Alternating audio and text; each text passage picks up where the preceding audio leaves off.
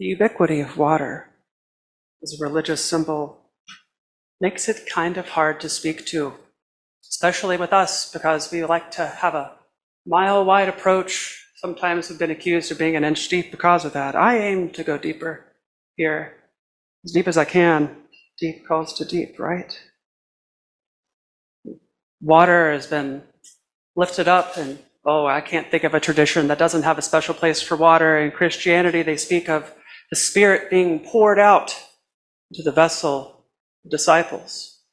The Tao Te Ching, and y'all have heard this before, you'll hear it again. The highest good is like water. It inhabits the low places that other people disdain. I love that line. How water flows into ditches and cracks and gets into things and brings life. Now, many myths also speak of water's destructive capacity. In the Hebrew Bible and the Torah and the story of Moses, we see a great flood. We also see this flood reflected in the tale of Gilgamesh.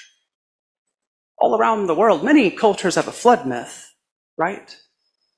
And myths about what lurks beneath the waters.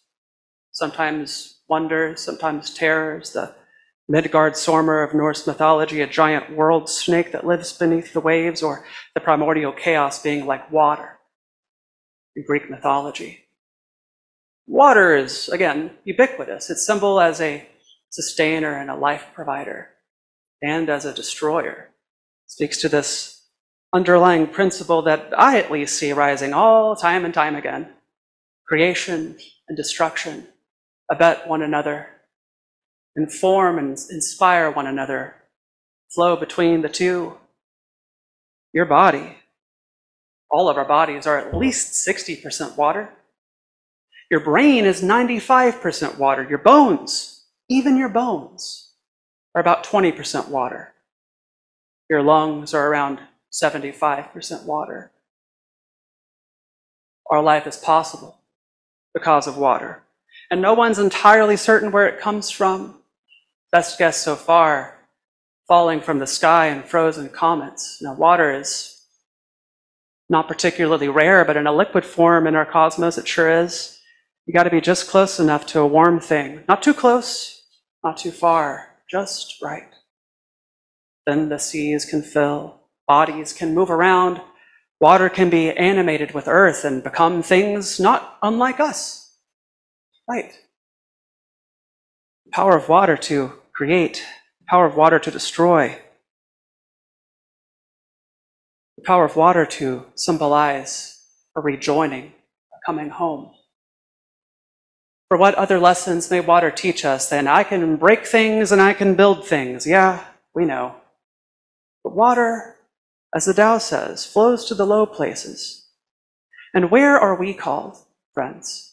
Where are we called to bring love into this new church year?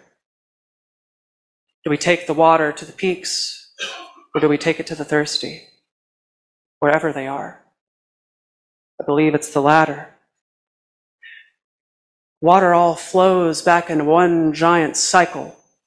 Now, sometimes you might see water pooled up or puddled somewhere. It won't be there for long, because we also know water is this great transformer.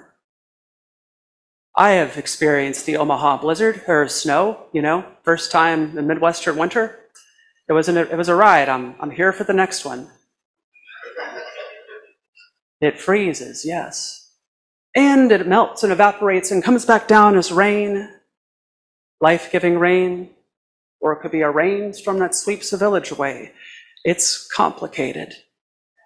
It's simply complicated. Not a symbol of pure good, certainly not a symbol of bad or anything like that. It is just the potent force of nature. A nature which you and I participate in, not as idle observers, but as active participants, because we are nature, right? We've spoken of this before. We may think of ourselves being separate from nature, and in some ways that makes sense. I mean, you don't see birds driving cars or cats getting on the, well, cats do get on the internet, but it's another thing altogether. Right. So there is something that is distinct about the human condition, and nonetheless, that condition, however it wires itself, whatever gizmos and gadgets it's equipped with, is emergent from a more than human world. a more than human reality, water included. It's part of it. It's part of us. I just spoke of how our bodies are made of it. And so is it little wonder then that we too have those capacities for creation and destruction within us. Or perhaps that's reaching far into the mystical or the spiritual. Perhaps it's just common sense that we are animals, that we are water, that we are alive, and that we do get some choice here, right? Into how we carry that life, into how we flow. Do we flow towards love? Do we join those collective streams going towards something better? I imagine that we at least here do, and those friends of us who are joining online. Otherwise, what are we doing here? We do flow together and grow together. We hold burdens and make life easier. We seek the deeper. We seek the depths of our own practice, of the practice of others. Whatever awakens the senses and ignites the heart and draws us towards mystery, however we define that, and whatever names we bring. I believe water has quite a bit to teach us. Personally, I like to consider myself something of an animist, and I'm more concerned with what we can learn from the good news coded in tree bark and rocks and in skies and in stars. That's where I want to find the good news. And so I'll invite you, friends, to think on the world around us, what you feel, what you smell, what you see, hear, whatever senses we have access to be in this world, not as a mere passerby.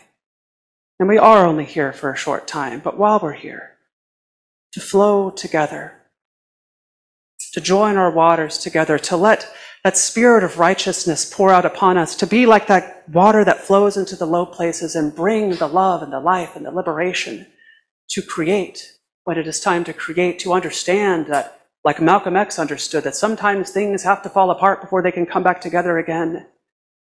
We are the children of the earth. We are the children of water. Seas and streams, snowflakes, shooting stars encased in ice. All of this. May we live into that legacy of transformation, of change, and may we be good stewards of our capacity to build up a world, and to break down the things that do not serve us, do not serve others, so that something new may come into being, something beautiful, can bloom from the earth, well watered, well tilled. May we all be well. Do not drink from this well, but after worship, I invite you to take another bit of water, take some of that water, take it outside to our cairn that our friend Chris Albert built, the Boy Scout project. Pour that water on that cairn, give it some life, give it some use, make a libation to the new year, to a new you maybe, or to something that you just want to cast some water on, y'all. It's an open symbol, free to your interpretation. This water is for you. What's left over we'll put in the garden, I reckon.